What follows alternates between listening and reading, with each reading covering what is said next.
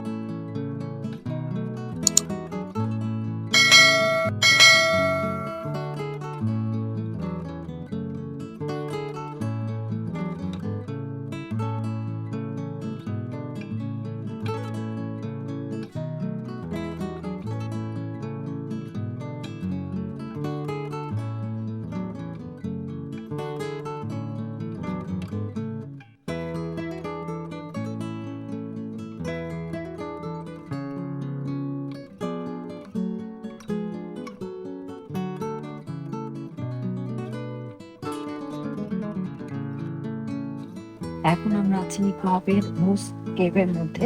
আপনারা যে জায়গাটা দেখতে পাচ্ছেন এটা হচ্ছে ডাইনোসরের ফুটপ্রিন্ট, যেটা 150 to 170 মিলিয়ন ইয়ার্স আগে এটা ক্লে ছিল, যেটা সফট ছিল। সাধারণত তাদের ফুটপ্রিন্টগুলো এখানে বসে গেছে। এটা খুব সময় বিবর্তনে যেটা এখন স্টোনে পরিণত হয়েছে। লক্ষ্য করবেন বিভিন্ন জায়গায় ডাইনোসরের বিভিন্ন ফুটপ্রিন্ট আছে। পুরো স্টোনটা জুড়ে আছে ডাইনোসরের ফুটপ্রিন্ট।